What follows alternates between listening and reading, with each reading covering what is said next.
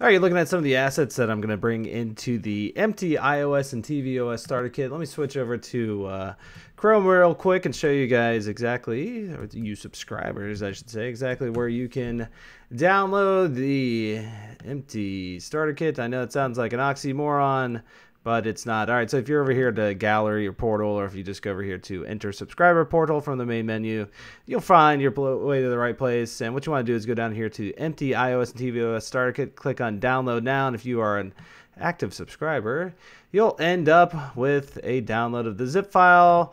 Once it unzips, I'll just go ahead and rename it to whatever you want. And I've gone ahead and done that over here, just so we don't waste too much time early on. I've gone ahead and just replaced some of the images that are already in here with kind of simpler pixel art descriptions for the new game menu, main menu, stuff like that. And where that ends up is in our scene files. So you've got a home menu, which should look something like this. Okay, oops, actually it looks like it reverted back to sometimes. Yeah, there we go. If you open up the same name document, Xcode gets a little confused about which images I guess it pulls from a cache. And so this would be like your home menu, and you can have many more buttons than this, but for just this example, let's just go with a new game button. That's all we really need, and we don't even need to specify the number of players and all that good stuff. And then I've just put in here a logo, and this is going to ultimately end up jumping over here to our game scene TV. And you can see that you got different scene files based on the particular device. This is a universal project, so with very little extra work, you can just kind of copy what's in one scene over to your iPad, your iPhone, and suddenly you've got a game that's going to work pretty well for all of your devices. I might have to close down Xcode and restart this just so I get my newer refreshed images. But one thing I'd want to point out early on is once you get a hold of this, start over here in your menus, the property list. This is your home menu. And when you're setting up your buttons, so for example, your new game button, which is already in there, what you want to do is specify the game to load up. So load game, and then you can see I just put in here donkey game. In the starter kit, it should just be your game, and you can see that again in the out of the box, it's your game over here too. So all I did is I just renamed it. I didn't really have to, but I just kind of want to make it clear that you can actually have multiple games in here with different properties for each one of them. And then once you've done that, you will probably want to go in here and under settings, specify an SKS base name that maybe more reflects, well, actually, I mean, you can go with just the game scene in here, and if you just want to use these existing game scene files, that's fine. I mean, that's what I'm going to be doing for this example. But just keep in mind that you can have all sorts of different SKS files, scene files for laying out stuff, and all you want to do is just change the base part of this. So again, game scene, and then you can see over here I've got game scene TV, game scene pad, game scene phone. So that's kind of the only trick to that. If you were to actually leave off this this property over here, then what you'd want to do is have your SKS base name the same as whatever this is, because that's what's going to by default look for. So in which case I'd want to have donkey game TV, donkey game pad, and so on. So anyway, this is just kind of a little convenient way of changing that out, not having to use the base of it. All right, so what we want to do is bring in some new assets to play with, and all of your assets that you import in here are going to go into the game.xc assets catalog, or your assets catalog.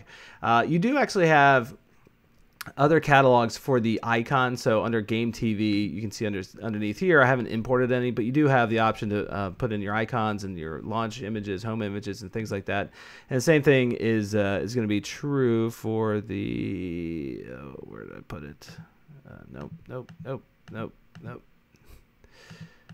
There's another folder in here for, oh, there it is. Okay, so game, phone, pad. Oh, I get it. Right. Yeah, the game TV, game, phone, and pad, essentially. So these would be your traditional app icons and stuff like that. But in terms of the stuff that you want to bring in for the game itself, showing in your main game file, just tuck all that into here. And it's really just a drag and drop process. I'll bring in all of them at once in just a moment. So let's go ahead and do that.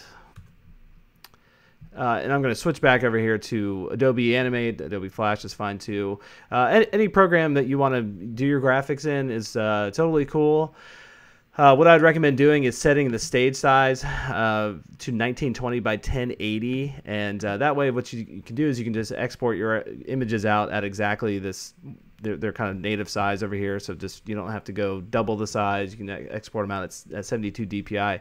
Then the way I kind of prefer to export out images from Adobe Animate is you just right-click over here, and it's getting cut off, but you can see at the bottom it says Export PNG Sequence. And so, for example, I might want to call this angled platform. That's getting cut off too, but just hit save.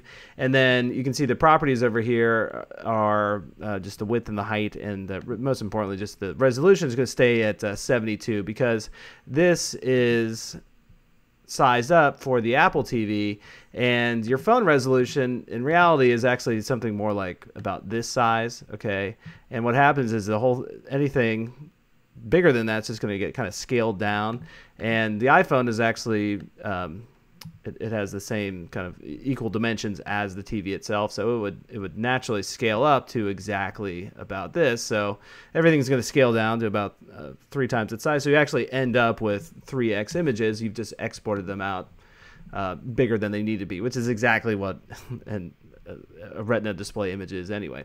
And then for the iPad, the same size images work just as well. Okay, so I need to do that for a few more images. Come to think of it, I got to export my ladders and things like that. But I won't make you guys watch that, and then I'll cut back to just importing them in just a moment. All right, so you can see these are the ones that I just exported. That should actually be ladder tall. There we go.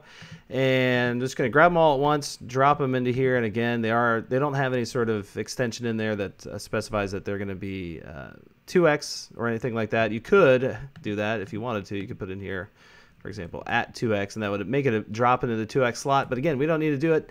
One thing I did just mess up on those. I meant to flip this horizontally, so I'm just going to do that in preview and then just replace it in here. And if you do want to replace an image, it is just that simple. Just take the new image, just drop it in there. There you go. All right, so that should give us enough to work with for a little while. And let's head back over here to our game scene TV file. I'm predominantly going to be working with this. But yeah, let me go ahead and restart Xcode so I don't see these other non-pixelated interface images.